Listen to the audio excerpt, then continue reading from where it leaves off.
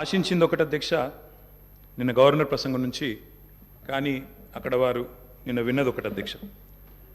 Governor ప్రసంగం పూర్తిగా అసత్యాలు, అభూత కల్పనలు, తప్పుల తడక అని చెప్పడానికి నేను బాధపడతా ఉన్నా. ఇట్లాంటి గవర్నర్ ప్రసంగం వినడానికి ఒక సభ్యుడిగా సిగ్గుపడతా ఉన్నా అధ్యక్ష.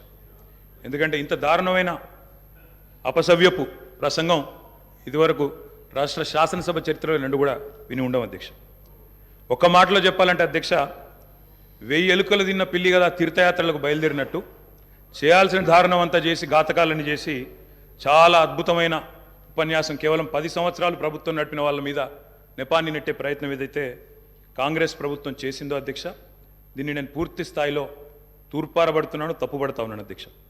అధ్యక్ష, ఈ దారుణమైన గవర్నర్ గారి ప్రసంగం చూసిన తర్వాత, గవర్నర్ గారి దారుణమైన ప్రసంగం చూసిన తర్వాత, కాంగ్రెస్ పరిపాలనలో రాష్ట్ర భవిష్యత్తు రాబోయే 5 ఏళ్ళు ఎట్లా ఉండబోతుందో చాలా స్పష్టంగా నిన్న పూర్తి స్థాయిలో మాకు అర్థమైంది అధ్యక్ష, రాష్ట్ర ప్రజలకు కూడా అర్థమైందని నేను అనుకుంటా ఉన్నా అధ్యక్ష. అయినప్పటికీ వాస్తవాలు, ప్రధాన ప్రతిపక్షంగా వాస్తవాలు ప్రజల ముందు పెట్టాల్సిన బాధ్యత మా ముందు ఉంది అధ్యక్ష. కాబట్టి తప్పకుండా అవన్నీ కూడా చెప్తాను అధ్యక్ష. అధ్యక్ష, మా జగిత్యాలకు సంబంధించిన కవి గారు అలిశెట్టి ప్రభాకర్ గారు ఒక మాట అన్నారు అధ్యక్ష. ఒక నక్క, ఇది ఆయన కవితను కోట్ చేస్తున్నాను అధ్యక్ష, ఒక నక్క ప్రమాణ స్వీకారం చేసిందట ఇంకెవరిని మోసగించనండి. ఒక పులి పశ్చాత్తాపం ప్రకటించిందట తోటి జంతువుల్ని సంహరించినందుకు. అట్లా ఉంది అధ్యక్ష. ఒక మాటలో చెప్పాలంటే ఈ గవర్నర్ గారి ప్రసంగం అదే రకంగా అనిపించింది తప్ప అందులో అసత్యాలు, సత్యదూరమైన మాటలు తప్ప వాస్తవాలు మాత్రం ఒక్కటి కూడా లేదు అధ్యక్ష. అధ్యక్ష, నిన్న చాలాసార్లు ప్రస్తావన చేసినారు గత ప్రభుత్వం అంటూ. అక్కడున్నా, అక్కడ ఉన్నా, ఇక్కడ ఉన్నా, ఎక్కడ ఉన్నా అధ్యక్ష మేము ప్రజాపక్షమే. తప్పకుండా తెలంగాణకు ఎన్నటికీ స్వపక్షమే, కాంగ్రెస్ ప్రభుత్వానికి ఎన్నటికైనా విపక్షమే అధ్యక్ష. తప్పకుండా ప్రజల తరపున గొంతు విప్పుతాం. అందుకే గతంలోని వారి పరిపాలన ఎట్లా ఉందో ఒక్కసారి తప్పకుండా అద్దం చూపెట్టవలసిన బాధ్యత ప్రధాన ప్రతిపక్షంగా మా మీదనే ఉంది అధ్యక్ష. అధ్యక్ష, ఎట్లుండే అధ్యక్ష 2014 ముందు తెలంగాణ ఘనత వహించిన వీరి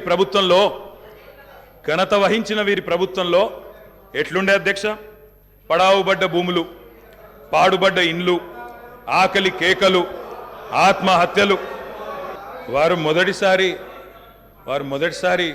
ప్రభాకర్ అన్న మొదటిసారి శాసనసభకు వచ్చినారు, మొదటిసారి మంత్రి అయినారు అధ్యక్ష. కాబట్టి కొద్దిగా తొందరపడకండి అధ్యక్ష, చరిత్ర చాలా ఉంది. తప్పకుండా మా తాతలు నేతులు దాగినరు, మా మూతుల వాసన చూడండి అంటే కుదరదు. కేవలం క్రెడిట్ మాత్రమే మేము తీసుకుంటాం. మేము నాగార్జున సాగర్ కట్టినాం, శ్రీశైలం కట్టినాం, కానీ మొత్తం మిగతాయి మాత్రం అన్యాయం అంతా వేరే ఖాతాలో దోస్తామంటే కుదరదు అధ్యక్ష. బరాబర్ చెప్తాం, ప్రధాన ప్రతిపక్షంగా ప్రజల తరపున బరాబర్ లెక్కలు చెప్తాం. బరాబర్ కాంగ్రెస్ పార్టీ యొక్క ఏమేమి దురాగతాలు ఉన్నాయో అవన్నీ చెప్పవలసిన బాధ్యత మా మీద ఉన్నది. బరాబర్ చెప్తామని చెప్పి కూడా నేను తెలియజేస్తా ఉన్నా అధ్యక్ష.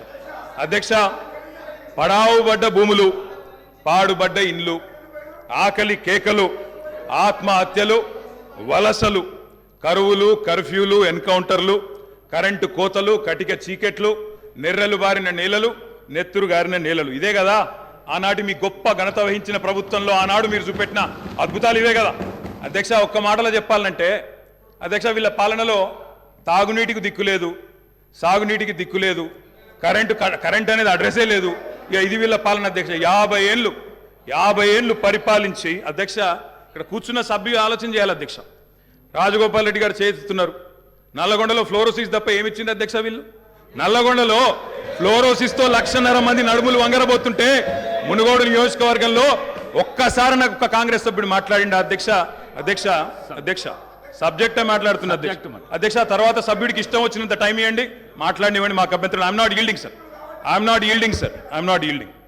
అధ్యక్ష, నల్లగొండలో ఫ్లోరైడ్ బాధలు, దేవరకొండలో పసిపిల్లల అమ్మకాలు, పాత బస్తీలో మైనారిటీ తీరని బాలికల వివాహాలు, మహబూబ్ నగర్లో గంజి కేంద్రాలు, పాలమూరు నుంచే 14 లక్షల మంది వలసలు ప్రతి సంవత్సరం. అధ్యక్ష, ముఖ్యమంత్రి రేవంత్ రెడ్డి గారి సొంత నియోజకవర్గం కొడంగల్లో ప్రతిరోజు 2 బస్సులు అధ్యక్ష బొంబాయికి పోయేది. కొడంగల్లో, నారాయణపేటలో, మక్తల్లో ప్రతిరోజులు 2 బస్సులు. అదేవిధంగా అధ్యక్ష, ఆ బస్ స్టాండ్కు పోతే వలసలను చూసి సలసల కాగే కన్నీళ్లను గారుస్తూ ఆ భార్యా పిల్లల ఏడుపులు, అదేవిధంగా 50 ఎకరాలు ఉన్న రైతైనా సరే అధ్యక్ష, తెలంగాణలో ఆనాడు కాంగ్రెస్ పరిపాలన ఎంత గొప్ప పరిపాలన అంటే అధ్యక్ష, మహబూబ్ నగర్లో 50 ఎకరాలు ఉన్న రైతైనా సరే గుంపు మేస్త్రిగా పనిచేసే దుస్థితి అధ్యక్ష, హైదరాబాద్కి వచ్చి కూలీ చేసుకునే దుస్థితి. ఇది వాస్తవం అధ్యక్ష, వారికి కూడా తెలుసు. ఒక్క మాటలో చెప్పాలి అంటే